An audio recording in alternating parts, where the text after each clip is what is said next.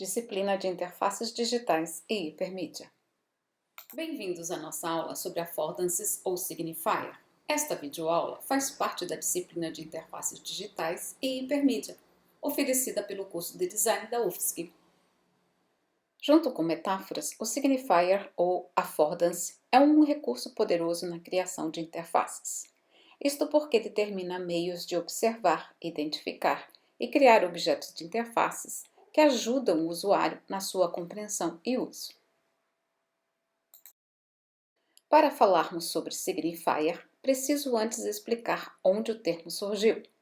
Tudo começa com a propriedade dos objetos físicos chamado de affordance. O termo affordance foi cunhado por James Gibson no seu livro The Theory of Affordance. Nele, Gibson trata da relação do meio ambiente com os animais. Assim, um animal que habita uma pradaria reconhece a possibilidade de ações como correr ou deitar. Já um animal que habita numa montanha rochosa identifica a possibilidade de escalar. Affordance é um diálogo entre o corpo e o ambiente. Meu corpo reconhece no ambiente suas possibilidades de ações. Assim, Gibson afirma que a affordance do meio ambiente são o que ele oferece ao animal, o que ele provê ou fornece para o bem ou para o mal.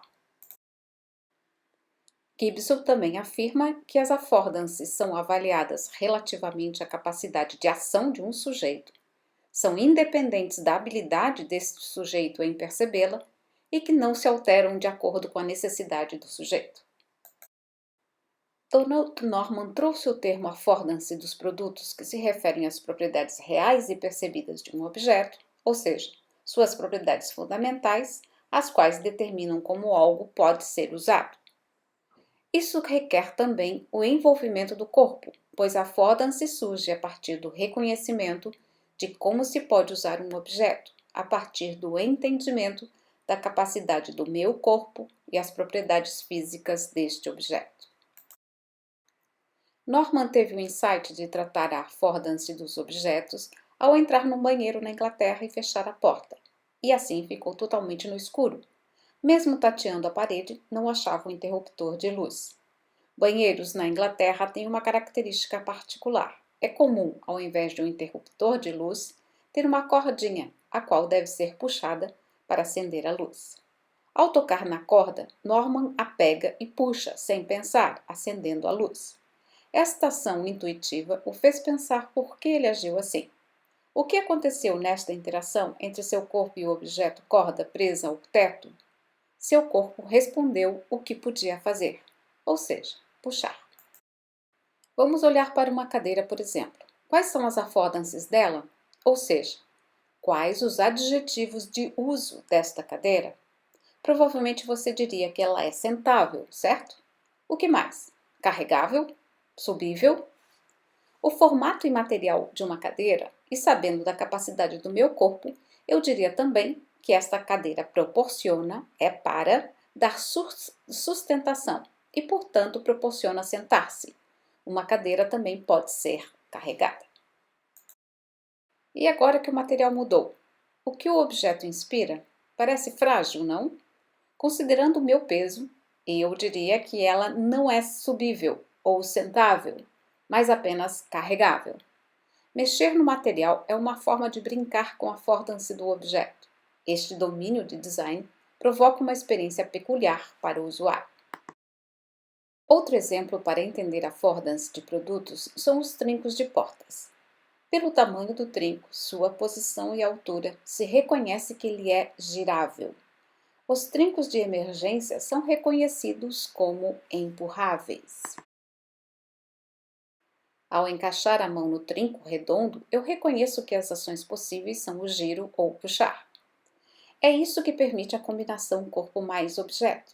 Girar não é um movimento simples e por isso esses trincos são tão ruins.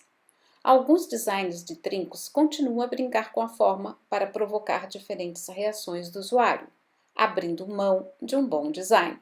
Pois neste exemplo da mão, a affordance reconhecida é o movimento de cumprimentar, movimento para cima e para baixo, quando só é necessário ou movimento para baixo para poder abrir a porta.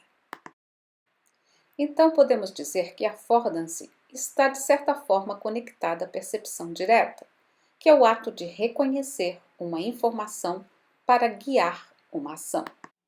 Norman trouxe o termo affordances para o design de interfaces e com isso causou grande confusão, porque como a affordance é uma propriedade dos objetos físicos, só poder-se-ia falar numa affordance percebida. Isto é improvável, uma vez que a affordance acontece justamente na combinação do corpo que faz com o objeto que permite ação. A interface acontece numa tela plana, a qual tem a affordance de ser palpável, apertável, carregável, etc. Mas nenhuma dessas affordances se aplica a objetos gráficos representados na interface. Por isso, em 2015, Norman publica em seu blog que, ao tratar de objetos digitais, ao invés de utilizar o termo affordance, deve-se utilizar o termo signifier, ou significante, o qual é definido por Norman como um sinal no mundo físico ou social, o qual pode ser interpretado significativamente.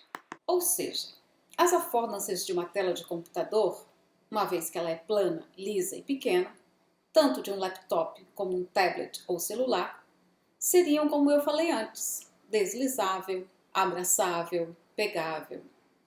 Já a interface em si não é física, portanto não pode oferecer affordance, mas pode explorar as affordances da tela. O design da interface oferece signifiers, que seriam indicadores de ação. As ações possíveis numa interface são muitas vezes aprendidas. Sabemos, por exemplo, que um texto mais um ícone forma normalmente um conjunto que é clicável, por exemplo. Mas as indicações de uso são compostas pelo design da informação, muito mais que uma indicação de affordance. Não acha? Agora, num design mais ousado, eu posso abrir mão de todos esses recursos e apostar apenas na affordance da tela, ou seja, a tela é escorregável. E aqui, toda interação acontece ao escorregar pela imagem. No mundo real, também podemos aplicar a ideia de signifier quando procuramos por sinais, como por exemplo o marcador de livro, que indica quanto falta para terminar aquele livro. Então, o signifier se relaciona à semântica do produto, ou seja, a existência de vários sentidos em cada produto, os quais vão além das funções simples e elementares do mesmo. Nesta comparação entre a affordance e a semântica do produto, vou salientar duas destas. A primeira, que é a proposta do design, enquanto na affordance esta proposta é prover uma estrutura de uso que evita certos comportamentos. Na semântica do produto é prover informações para expressar o uso e outras qualidades do produto. A segunda é sobre o papel do designer, que na affordance manipula as características físicas do produto para regular o comportamento do usuário, enquanto que na semântica o designer, através da aparência e sua interface, ajudam o usuário a entender o produto. Ok, vamos praticar então. E para isso vamos comparar várias soluções para o mesmo problema. Encontre 10 soluções para representar uma única ação. Pode ser alguma coisa que vocês vão precisar para o aplicativo de vocês. Ou se não, escolhe uma dessas 4. No login, como eu envio dados? Ou ainda, no menu, como eu seleciono uma opção? Pode ser também na galeria, como que eu incluo uma foto? Ou ainda, no FAQ, como é que eu cadastro uma dúvida? Os termos affordance e signifier ainda estão sendo discutidos na literatura. Leia o capítulo sobre affordance no livro A Enciclopédia da Interação Humano-Computador, para entender quais são as múltiplas abordagens e seus desafios. No nosso próximo encontro, vamos tratar da gamificação, que também é um recurso poderoso para engajar o usuário. Lembre de postar os exercícios conforme indicado no Moodle.